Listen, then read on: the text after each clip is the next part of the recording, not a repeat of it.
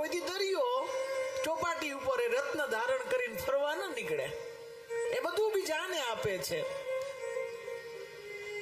આ જલ બીજા માટે પ્રવાહિત થાય છે, નદીઓ બીજા માટે વહે છે. અરે અગરબત્તી માંથી આટલું શીખવાનું છે. અગરબત્તી આખી પોતે સળગી જાય અને સુગંધ બીજાને આપણે ઊંધું કરીએ, બીજાની સુગંધ જઈને પોતે આખા હળગી જાય. કોઈની સુગંધ જઈને મારા વાલા હળગવાનું નહીં, ઠરવાનું. કોઈ આગળ વધે, કોઈ સમાજમાં નામ થાય, કોઈ દાન કરે તો આત્મા રાજી થાય. એ બીજ વાવી ફળ તણી આસથી પાય પાણી, પછી મધુર ફળ એના ખૂબ ખાધા અને છાવણીમાં મોજ માણી. પછી કઈ વર્ષ વીતતા ગયા અને પેલું ઝાડ જૂનું થયું, એની સાથે કઈ ભાઈ ઓળખાણી.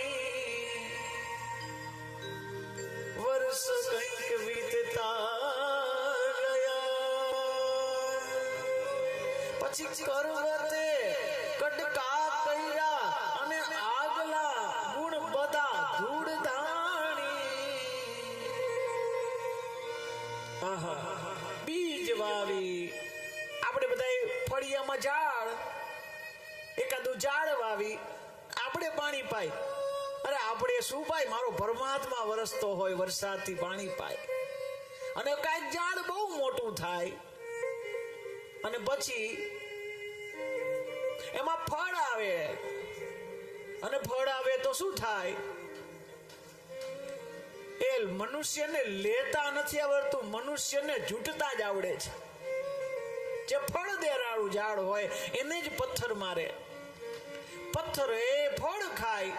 વૈશાખ નો એ ધોમ ધોમતો તડકો, એમાં પછી તડકો હોય એટલે ઓલી રસ પૂરીનું જમણ કરી અને પછી એ જ ઝાડવાની નીચે મજાનો આનંદથી સૂતો હોય અને ઝાડો તડકો સહન કરે, છાંયવા આપને આપે.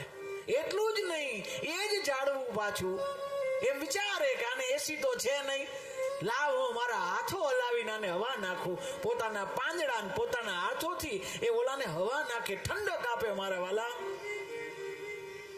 અને પછી થોડાક વર્ષ પછી ફળ દેવાનું બંધ થયું. એની જે શક્તિ હતી ફળ દેવાની એ બધું બંધ થયું. પછી પેલા ઝાડવું દેખાતું હતું, હવે લાકડું દેખાવા માંડ્યું. પછી કરવતે કઈ કટકા, એવા કટકા આગલા બધા ગુણ બધાય કે જેમાં ટાઢક કરી હોય બધાય ગુણ ગયા ઝાડવાના. ભૂલી ગયો મનુષ્ય.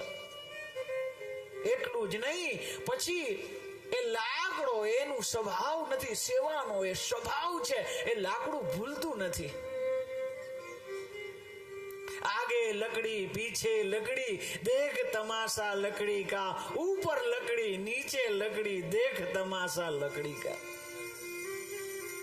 એ ઝાડવાના લાકડા માણા એનું ફર્નિચર બનાવ્યું. એ ખુરશી ઉપર બેઠો, છોકરા માટે પાટી બનાવી. આહા, લાકડામાંથી કેટલું કેટલું થયું. અને છેલ્લે આમના મનુષ્ય બધું લાકડું કરી અને છેલ્લે મૃત્યુ થયું. ભાર્યા દ્વારે સ્મશાને જનાહા. છેલ્લે આપણે જાય ને, કોઈ કે કાંઈ ભેગું નથી આવતું, કાંઈ નથી, ખોટી વાત છે. આવે છે ભેગું. બધા લોકો એમ કે કાંઈ ભેગું નથી આવતું. સુભાષિતને પૂછો, આવે છે. એક વસ્તુ તો ભેગી આવે ને આવે જ.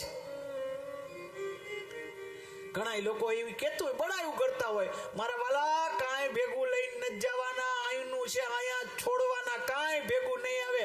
યાદ રાખજો, જન્મથી સાથે જે મળ્યું છે એમાંથી કશું ભેગું નથી આવવાનું. એ વાત બિલકુલ સત્ય.